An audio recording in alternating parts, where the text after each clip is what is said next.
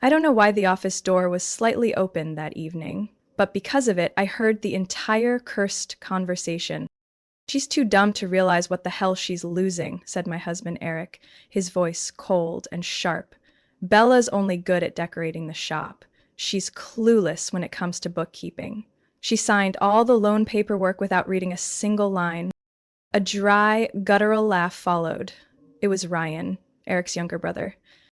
"We actually pulled it off, bro, just like we planned.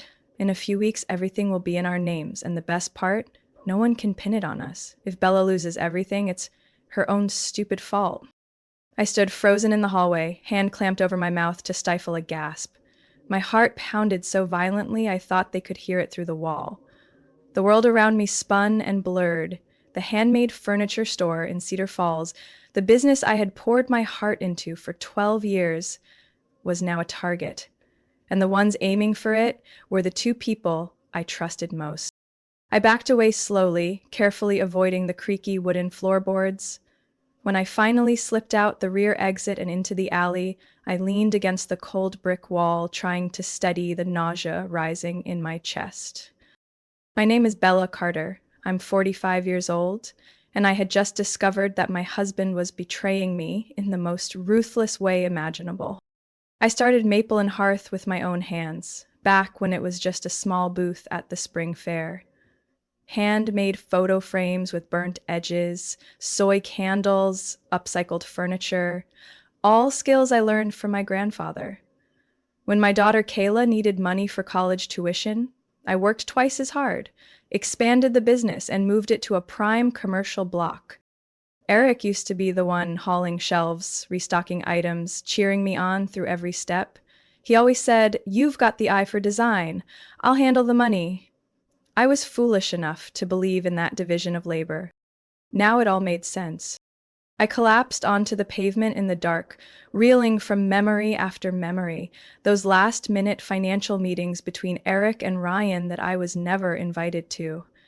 The times Eric handed me a stack of papers and said, "Just a simple refinancing restructure, sign it quick before we lose the rate."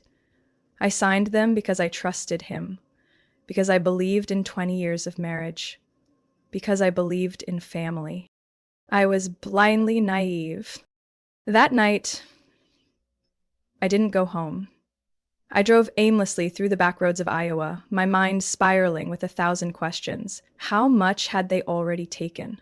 Was the store still in my name? Was I about to lose everything?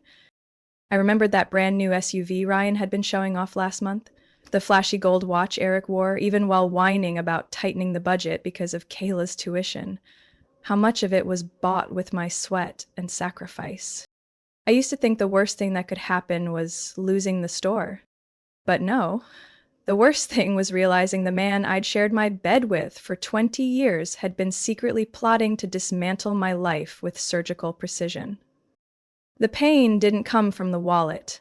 It came from trust, shattered by betrayal so deliberate it stripped the soul bare. The next morning, I arrived at the store earlier than usual, but I didn't go inside. I sat in my car, staring at the Maple and Hearth sign through the fogged-up windshield. Everything still looked peaceful.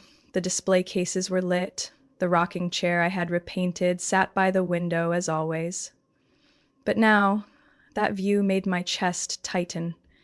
It felt like a polished shell, hiding a betrayal I wasn't yet ready to face. I needed answers, and I needed them immediately. That afternoon, I called someone Eric had tried to push out of our inner circle.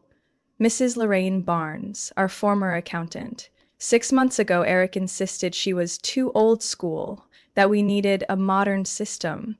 I had thought it strange, but brushed it off. Now I knew why. "Bella?"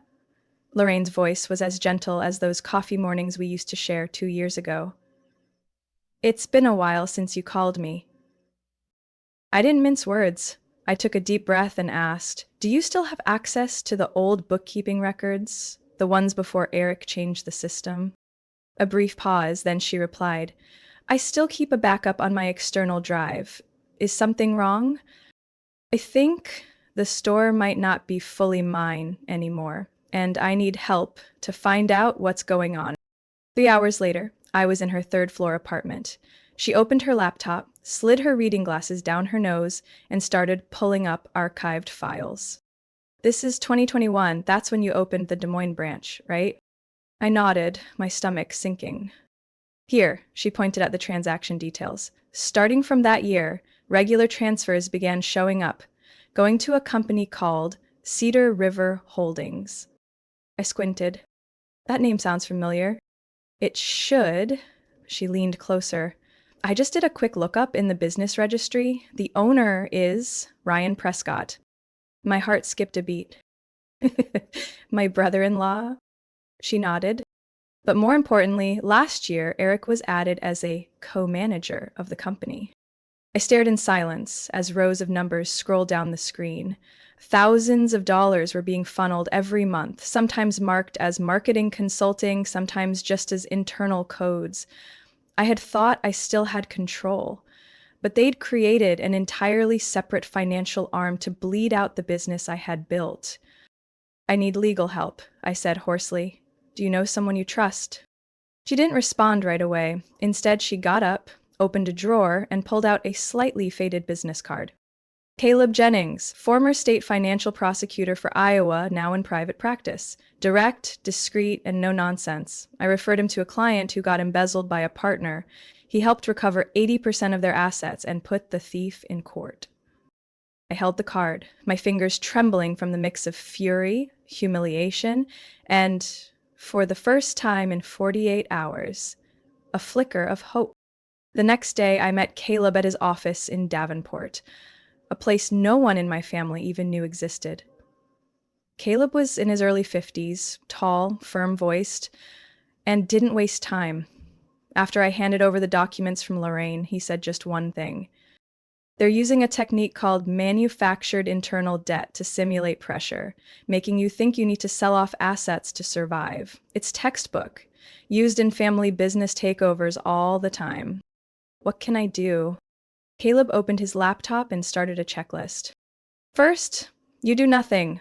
Keep playing the trusting wife. They can't know you're on to them. Meanwhile, I'll check the banks and verify every loan in your name. Most importantly, we need to confirm if they've quietly used your property as collateral. I swallowed hard. Could it really be that bad? He looked at me, calm but firm. I've seen worse. The difference is you're catching it early, and they're overconfident. Walking out of Caleb's office, I felt something I hadn't allowed myself to feel for 2 days. I was going to take it all back, not just the store, but every shred of worth they tried to steal with their sweet smiles and silent knives. 1 week after meeting with attorney Caleb, I stepped into the most critical role of my life. The trusting, carefree wife, smiling each morning as if nothing was rotting beneath the surface. Eric suspected nothing. In fact, he seemed pleased to see me, refocusing on the shop, while he handled the big picture. I nodded, brewed his coffee, and listened to his web of lies about investor partnerships and next quarter's growth strategies. There were moments I wanted to hurl the ceramic mug at his smug face, but I didn't. I still needed him to believe I was blind. Caleb had made it clear, no emotional outbursts, no rash moves. We needed more evidence, and to get it, I needed someone who could infiltrate Eric and Ryan's world, one I, as the naive wife, had no access to. Caleb introduced me to Eva Delgado, a professional private investigator with a background in financial intelligence. She was in her early 40s, razor sharp, and capable of shifting her voice, demeanor, even her identity. At our first meeting in a quiet Iowa City cafe, she said one sentence that made me trust her completely. Men like your husband always make the same mistake. They think women are only good for grocery receipts and making dinner. We built our plan.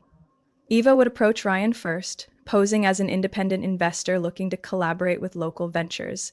Using the alias Ms. Claire Whitmore, she contacted him through a small business forum where Ryan frequently bragged. It took just 3 days for Ryan to bite. He called me at 10 p.m., Eva reported. Started off polite, but within 15 minutes he was boasting about having financial control over a high-potential artisan store that lacked capital. He used the term soft ownership transfer and said that within 2 months the assets would be fully in their hands. I could barely breathe listening to the recording. What did he say about Eric? I asked. Ava smirked. I handle the money. My brother handles the wife, she quoted. As long as she thinks she's still in charge, we can manipulate the taxes and the books however we want. At that moment, I realized this wasn't just betrayal. It was a calculated scheme, crafted over years, and I, the creator of it all, was the prize they intended to repackage and hand over like a bonus. As Eva dug deeper, Caleb helped me take the first legal defense steps. We opened a temporary credit account solely in my name at a different bank. I transferred the majority of high-value inventory to a storage facility outside the city, one Eric didn't know about. I hired an independent audit firm to assess every asset, from the candle-making equipment and vintage saw table to intellectual property rights of my interior designs. Everything was formally documented and declared legally mine. At the same time, I quietly migrated part of the store's digital records to a new encrypted management system, one with access granted only to me. Eric grew increasingly detached. He came home later, citing meetings. One night, after drinking, he mumbled something that made my skin crawl. "You're just a placeholder," he slurred. I smiled and asked, "What did you say?" He shook his head, forced a laugh. "Must have been sleep-talking." I said nothing. But in my mind, I whispered, "You're about to be escorted out of this dream for good." In the final week of the month, Eva sent me a recording that made me grip the armrest of my chair until my knuckles turned white. In it, Ryan bragged about fabricating a business debt under a shell company registered in Nevada, so they could legally trigger asset forfeiture if needed. "They're planning to create a fake financial crisis," Eva explained, "then pressure you to sell the store to preserve your reputation." But the buyer? It's them. I looked out the shop window. Customers were coming and going, smiling as always. None of them knew the checkout counter they paid at had quietly been pledged as collateral last summer. I couldn't let them strike first, and I didn't have much time.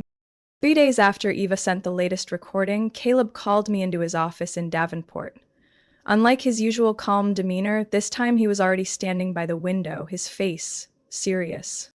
"Bella, we need to have a very real conversation," he began, then slid a thin folder across the desk. "I had someone dig into Eric's personal financial history after spotting a suspicious expense line on last year's statement, and I found this." I opened the folder. On top was a copy of a life insurance policy. Insured, Bella Carter. Beneficiary, Eric Carter. Date of issue, April 11th last year. Policy value, $950,000. "I never agreed to anything like this," I blurted out, my throat dry. "I don't even remember where I was on that day." "Exactly. And he didn't need your signature. Just had to prove he was your husband. What's more alarming is the policy's value, and the fact that it was signed around the same time those shady loans started showing up." I sank into the chair. "You're saying Eric might be planning something?" "I'm not confirming anything," Caleb said slowly, "but I've seen this kind of setup before. When financial schemes start collapsing, sometimes an unexpected incident becomes the escape plan." A chill ran down my spine, even though the space heater behind me was humming steadily. That evening, I returned home earlier than usual. Eric wasn't there. I stepped into his home office, the one I'd always been told to avoid because the files are too complex, you'll just mess things up. I opened the drawers, following the cues Ava had taught me. In a leather-lined compartment with a small lock, I found a USB drive. My heart pounded like a war drum.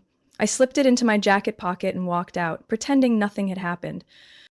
Near midnight, at Eva's apartment, our temporary safe house, Caleb and I plugged in the USB. Alongside spreadsheets detailing cash flows, there was a folder titled Exit Strategy, Internal Only, Do Not Share. One section read, in the event funds cannot be recovered, activate life insurance payout. Triggers include 1. Bank account freeze. 2. Bella suspects or refuses further signature. Caleb tapped the table. There's no more doubt. They have a plan ready in case you survive their fraud. I shivered. I had once shared a bed with a man who might be scripting my death for profit. But it didn't stop there. 3 days later, on a quiet Monday morning, a man in a pale blue dress shirt showed up at Maple and Hearth. He flashed a badge, Johnson County Building Safety and Compliance. Unscheduled inspection, he said, walking in like he owned the place. Anonymous complaint about electrical fire hazards and substandard wiring. I stared straight at him. Who submitted the report? Anonymous, he sneered, but protocol demands we check. I called Caleb the second he started roaming around, shining a flashlight into every outlet, crouching beside the candle burner station, even flipping open trash bin lids in the back room. He's not random, I whispered into the phone. He knows exactly where to look. Caleb reacted instantly. Eva just confirmed via traffic cameras. His name is Craig Benson, married to Ryan's wife's cousin, tied to a staged inspection 2 years ago in Illinois. He took money to file false reports that shut down a restaurant. My blood boiled, but I kept smiling. Do I need to sign anything? I asked as he prepared to leave. Report will be sent in 48 hours, he said smugly. I followed him out, closed the door, and locked it from the inside. In my mind, every escape route was now lit in flashing red. They didn't just want to take my business. They wanted to destroy my reputation, crush any chance of rebuilding, and possibly end my life. But they made one fatal mistake. I wasn't the Bella from last month anymore. I was the woman who would turn their entire scheme into criminal evidence. And now, I had only one final move left. That evening, as I was reviewing the files stored on my external hard drive, most of them evidence Caleb had instructed me to compile before the next phase, my phone rang. Kayla's name lit up the screen. I answered immediately. Mom, something weird is going on, she said, her voice shaken. Dad just called me. I gripped the phone tighter, my heart skipping. What did he say? She said I'll be receiving a package from his lawyer asking me to sign some documents to protect the family assets in case of legal changes. He made it sound like I'm some kind of major shareholder, but I don't own anything, right, Mom? I stood up from the chair, walked to the window, my hand trembling. No, Kayla, you don't own anything. But if you sign anything, he could use it to legally transfer controlling interest in the store. Through you. Remember, through me? Because you carry the Carter name, and on past tax filings, Eric listed you as the primary beneficiary if I ever had a sudden passing. I clenched my jaw, forcing my voice to stay even. Listen to me carefully, sweetheart. Do not open that package. Do not sign anything. Don't text him. Don't call him back. Mom, what is Dad doing? I stayed quiet for a few seconds, then finally answered, my voice sounding foreign even to myself. He's setting a legal trap to take the store, and if necessary, he might use you to seal it in case I'm no longer here. Kayla said nothing. I could hear her breathing on the other end, fast but steadying. Finally, she spoke, her voice trembling. Mom, I'm catching the first flight out tomorrow morning. I'm not letting you go through this alone. No, Kayla, you have to stay put, I said firmly. The farther you are from this mess, the safer I feel. From the outside, you can help me. But if you come back, they'll pull you in, make you the final move in their crooked game. But, Mom, I have a lawyer, I have a private investigator, and most of all, I have myself. Your job is to sign nothing. Leave the rest to me. After hanging up, I leaned back against the wall and exhaled. Eric didn't just want to destroy me. He wanted to use our daughter to finish the con job. The next morning, Caleb confirmed that the package sent to Kayla came from the law firm representing Cedar River Holdings, Ryan's company. Inside were documents labeled as an emergency proxy consent agreement, disguised as standard power of attorney paperwork. If Kayla signs this, Caleb said, they can argue in court that the heir has agreed to a voluntary transfer of interest that could push you out of all legal roles in the company, even while I'm still alive. If they generate enough instability, like that falsified inspector's report, they could claim the company has lost competent management. Kayla would be listed as the interim designee and control would pass to them. I clutched the folder in my lap, rage pressing hard into every nerve. They think I'm a fool. Caleb frowned. No, they think you're weak. But you're not, Bella. And it's time you struck first. That afternoon, I contacted the Postal Distribution Center, where Kayla's package was routed. With Kayla's legal authorization and a notarized letter of consent, we intercepted the shipment before it ever reached her door. Not a single page fell into my daughter's hands. That evening, I sent Eric a message. You should know. I'm reviewing everything. We need to talk. Soon. An hour later, he replied, I've been meaning to talk too. I've got some new financial proposals. I think they'll ease your stress. I smiled. Financial proposals? Sure. Probably the final contract before I filed the one that would take him down. That night, I sat alone in the back office of the shop, staring at the oak shelf where I once placed the earliest design drafts of Maple and Hearth. Every piece of decor, every corner of that space bore my mark. But now, they were also the bait, set for two men I had once called family. I couldn't let them have it, not like this. The next morning, I called Caleb. I want to sell the store, I said, voice steady, but on my terms, not because I've been cornered. Are you sure? Caleb asked. This place is your life's work. But that's exactly why I need to be the one to end it. I won't let parasites choke it to death. He didn't argue. We got to work that very day. Through a business network Eva had access to, I reached out to someone I never thought I'd contact, Lana Whitaker, owner of the upscale home decor chain Crescent Nest. Lana had once been a fierce competitor. She had vision and she knew how to dominate urban markets, while I had focused on local, community-based growth. We met at a quiet cafe in Cedar Falls. When I laid the portfolio on the table, Lana raised an eyebrow. I thought you'd never sell, she said. I thought so too, I replied, but circumstances changed. I want to sell to someone who values craftsmanship, and more importantly, I want to choose who continues this legacy. I won't let it be stolen. Lena flipped through the file silently. After a long pause, she leaned back in her seat. I don't need another store, Bella. I've got plenty. But I might need your brand and your staff. They're skilled, reliable, and have a community spirit I've never managed to build. I want every employee to stay, I said firmly. That needs to be in the contract. I also want to retain rights to my original design templates and the option to use the brand name if you ever change it. The brand stays Maple and Hearth, Lana replied. But I'm open to negotiating a royalty deal if we use your designs in our marketing.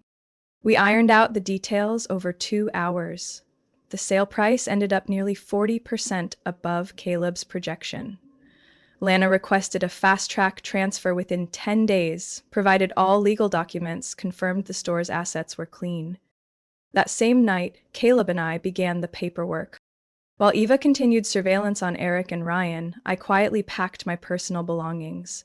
None of them suspected that each item I carefully boxed, the antique clock from my office, the ceramic tea set, signaled my impending departure. I still showed up to work every day, still smiled, still nodded through Eric's business restructuring pitches. He thought I had softened. He thought I was ready to give up.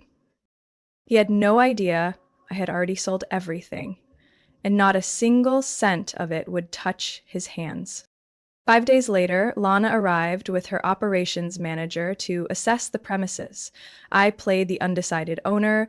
Rochelle, the manager, took meticulous notes. Just before leaving, she turned to me and asked, Ms. Bella, if you could describe Maple and Hearth in one sentence, what would it be? I smiled, eyes drifting to the bustling street outside. This is a place for people who know that beauty isn't in the price, it's in the work, and the truth behind it. Rochelle nodded slowly, then followed Lana to the car. I stood there, feeling as though I had just laid down a burden that had been crushing me for years. That night, Caleb sent over the final sale agreement. We were scheduled to sign at his private office just before Eric's planned announcement about his business restructuring. I texted Ava.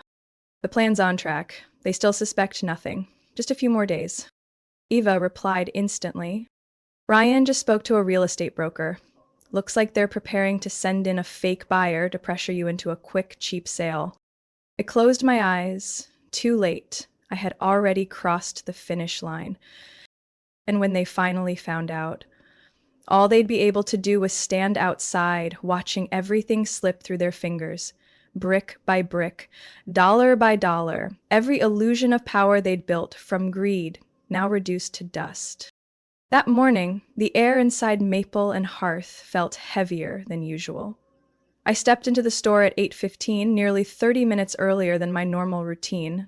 The staff hadn't arrived yet, just me, the soft yellow light spilling through the front window, and the steady ticking of the wall clock, like a countdown. Today was the day Eric and Ryan planned to strike. I knew because Eva had intercepted their call last Friday night. She's clueless, Ryan. Everything's lined up. Tuesday, the inspector's report drops. The store gets shut down temporarily. Then we move in. I flipped on the lights in the back office, straightened my blazer, and placed a notarized copy of the transfer agreement on the desk. Right beside it, the evidence binder, a flash drive with incriminating audio, transaction records of illegal fund transfers, and my divorce petition. At 8:57, Ryan arrived first, as usual, dressed in a crisp white shirt and wearing that smug, artificial smile. "Early, aren't we?" he said, glancing around like he owned the place. "Big day, after all." I nodded and gestured for him to sit. 3 minutes later, Eric walked in. His eyes landed on the documents spread across the desk. "Bella, we need to have a serious talk about the store's future," he said, trying to sound calm. "There are buyers interested in the property. I think it's time." I held up my hand. "I know everything, Eric. Every move, every dollar you funneled from the account, every fake refinance that was actually you putting the assets in Ryan's shell company. And yes, I know about the life insurance policy, with me as the insured and you as the beneficiary. The date, the amount, the real reason behind it." The room froze. Ryan furrowed his brow. Eric sank slightly into his seat, his face hardening. "I think you've misunderstood," Eric began, forcing a weak chuckle. I dragged my chair forward and looked them both dead in the eye. "You were going to use a fake inspector report to scare me into selling this place for pennies. But here's the thing. I sold it a week ago. To Lena Whitaker. The deal is signed, the money's already in a trust account, and neither of you will see a single cent." Ryan shot up. "You had no right." "I'm the legal owner, Ryan, and more than that," I placed the flash drive on the desk.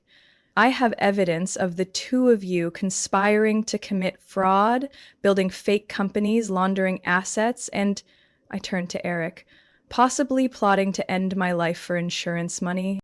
Eric lunged toward the documents, but before he could touch anything, 2 men stepped out from the back room. Caleb and a civil investigator who'd been working with us all week. "I suggest you both keep your hands off everything," the officer said clearly. "We have a warrant and verified recordings. All the documents Ms. Bella provided have been authenticated and archived." Ryan stammered. "I didn't know anything. It was Eric. Then what's this?" Ava walked in from the hallway, placing a phone on the table. "The voice memo where you describe the 3-step collapse plan, or the video of you handing money to Craig Benson to fake the inspection report?" Eric turned to me, panic finally overtaking his facade. "Bella, you don't understand." "No, Eric, you don't. I'm no longer the naive wife you thought you married." I pulled the divorce papers from my folder and placed them in front of him. "I filed yesterday. The court has already frozen our joint accounts. Everything I earned from the sale of this business is mine, legally. As for your share, let the court-appointed attorney explain how much, if anything, you get." Eric slumped into his chair, face pale. Ryan glanced around, searching for an exit. But all the doors were locked. 3 weeks later, the Carter brothers were officially charged with multiple counts: financial fraud, document forgery, and conspiracy to commit insurance fraud. Eric's financial license was revoked. Ryan faced a federal investigation for his involvement in at least two other businesses that had also mysteriously collapsed under his control. As for me, I moved all my assets into a private trust, protected under Caleb's legal oversight.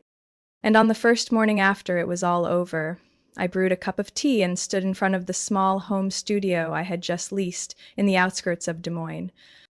I opened my laptop and typed the first lines of my next business plan. No one can take away what you've built with unwavering resolve, and if they try, let them drown in the ruins of their own greed. Bella's story is a powerful reminder that not all betrayal comes from the outside. Sometimes the cruelest schemes are born within our closest circles. In real life, we must guard our trust, take control of our assets, and never surrender our autonomy in any relationship. Kindness does not mean weakness, and forgiveness should never come at the cost of boundaries. Like Bella, we all have the right to rise, reclaim our power, and protect what we've worked so hard to build. What do you think about Bella's choices and how she faced betrayal?